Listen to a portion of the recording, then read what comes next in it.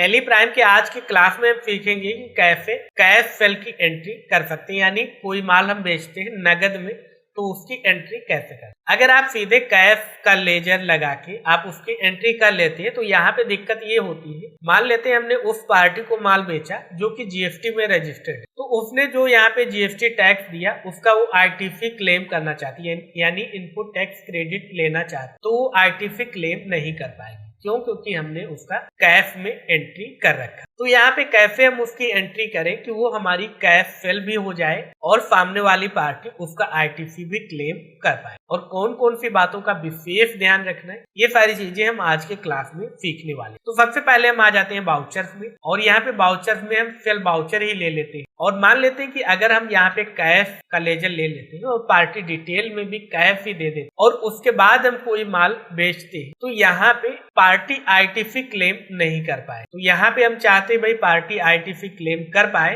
तो उसके लिए उस पार्टी का हम लेजर लगा देंगे। जैसे यहाँ पे मान लेते हैं राणा इलेक्ट्रो लिमिटेड को हम माल बेच रहे हैं, तो हमने यहाँ पे उस पार्टी को चुन लिया, उसके लेजर को चुन लिया, तो यहाँ पे पार्टी डिटेल में वो आ गया। अब मान लेते हैं कि यहाँ पे हम सेल कर रहे हैं तो सेल लेजर ही ले लिए, और यहाँ पे हमने मान लिया कि मदरबोर्ड बेचे, 2 पीस बेचे और यहाँ पे 5600 का बेचा, और यहाँ पे हमने IGST ले लिया इनसे 3136। अब अगर हम इसे ऐसे ही एक्सेप्ट कर लेते हैं, ठीक है, ऐसे ही एक्सेप्ट कर लेते हैं, और उसके बाद हम आ जाते हैं डिस्प्ले मोर रिपोर्ट में और आ जाते हैं जीएसटी रिपोर्ट, और यहाँ पे जीएसटी 1 में आ जाते हैं और यहाँ पे एंटर करते हैं, और यहाँ पे हम आ जाते हैं सेल्स में आ जाते हैं, और यहाँ पे हम आ जाते हैं राणा इलेक्ट्रो लिमिटेड में। यहाँ पे देख सकते हैं कीबोर्ड और मदरबोर्ड की जो पहले एंट्री की गई क्रेडिट वो आ रही है,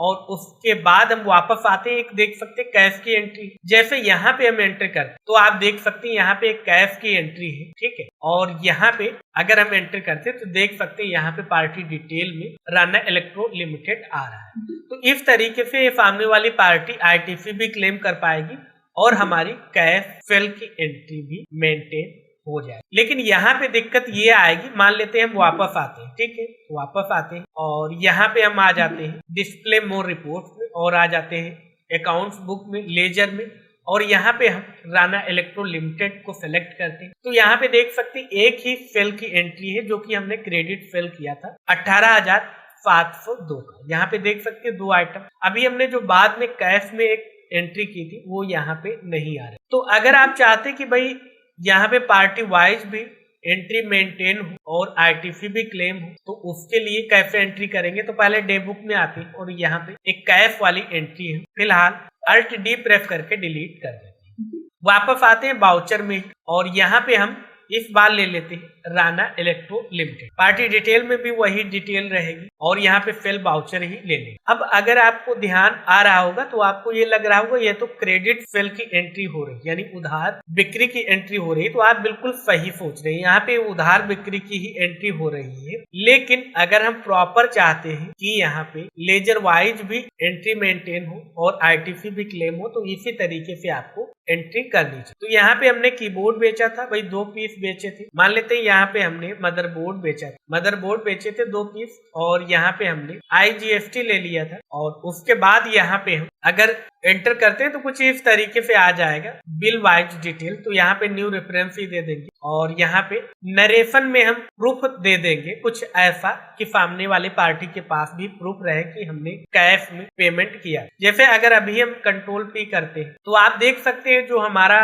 टैक्स इनवॉइस दिखेगा वो कुछ इस तरीके से, यहाँ पे कहीं पे भी नहीं पता चल रहा है कि भाई ये कैश सेल की एंट्री। तो सामने वाली पार्टी के पास क्या प्रूफ रहेगा कि उसने कैश में पेमेंट किया, तो हम क्या चाहते हैं उसके पास भी प्रूफ रहे। तो यहाँ पे हम एंटर करते हुए नीचे आएंगे और उसके बाद जैसे ही हमारा पॉइंटर नरेशन में आएगा तो यहाँ पे हम लिख देंगे कि भाई कैश में अमाउंट प्राप्त होगा। तो यहाँ पे be received amount of this invoice in cash, और उसके बाद अगर हम यहाँ पे कंट्रोल P करते हैं और प्रीव्यू देख, तो यहाँ पे देख सकते हैं बाकी सेम हमारा टैक्स इनवॉइस के तरीके से रहेगा, लेकिन रिमार्क में लिखा होगा be invoice amount of this invoice in cash, यानी आपके इस इनवॉइस का जो अमाउंट है वो हमें कैश में प्राप्त हुआ, और यहाँ पे सिग्नेचर हो जाएगा, स्टैंप लग जाएगा। इससे सामने वाले पार्टी के पास भी प्रूफ रहेगा कि हमने जो यहाँ पे माल खरीदा था उसका पेमेंट हमने कैश में कर दी। तो इस तरीके से आप ये चीज यहाँ पे मेंशन कर देंगे और उसके बाद इसे आप एक्सेप्ट कर लें। इतना करने के बाद आपको क्या करना है, एक वाउचर और साथ ही साथ प्रिपेयर कर लेना है रिसिप्ट वाउचर में जाते हैं और यहाँ पे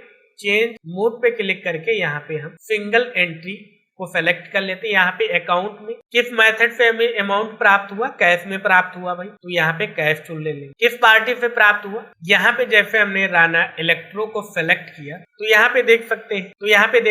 14,336 रुपया आ रहा है। तो यहाँ पे हमें 14,336 प्राप्त। तो जैसे हम एंट्री करेंगे फिर ये हमसे पूछेगा भाई किस मेथड से ये प्राप्त हो रहा है। तो यहाँ पे अगेंस्ट रेफरेंस नंबर जो है वो 3 नंबर का जो यहाँ पे इनवॉइस दिया था उसके संदर्भ में ये अमाउंट प्राप्त हुआ, तो उससे आप सेलेक्ट कर लें। उसके बाद हमने देखा था कि अगर हम टैक्स इनवॉइस दे रहे हैं तो वहां पे रिमार्क में हमने लिख दिया था we received amount of this invoice in cash. तो सामने वाले पार्टी के पास तो प्रूफ है कि भाई इस संदर्भ में हमने कैश में पेमेंट दे दिया और हमें प्राप्त हो गया, लेकिन हम रिसिप्ट वाउचर में भी चाहते कि भाई हम बाद में ये कंफर्म कर पाए कि किस संदर्भ में हमें अमाउंट ये प्राप्त हुआ था सामने वाली पार्टी से। तो यहाँ पे नरेशन में हम उसके बारे में भी हम जानकारी दे सकते। तो यहाँ पे लिख सकते हैं cash receipt against invoice number, उस इनवॉइस का हम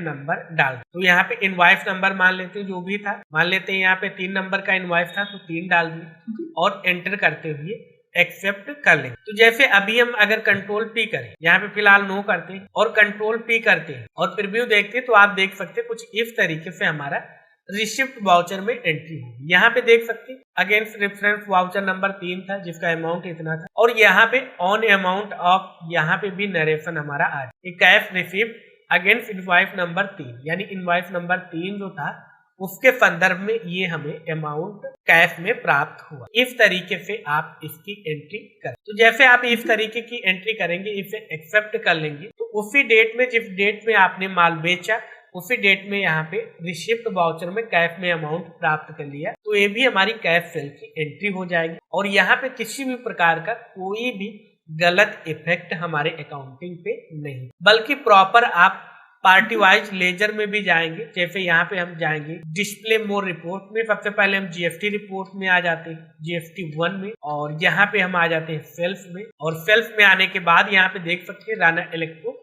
तो यहाँ पे 2 पीस हमने मदरबोर्ड बेचे और यहाँ पे देख सकते 3,136 रुपये हमें मिले, तो वो हमारा यहाँ पे आ रहा है। ठीक है, यहाँ पे हमारा जीएसटी 1 में भी आ रहा है। और अगर हम वापस आते हैं और फिर से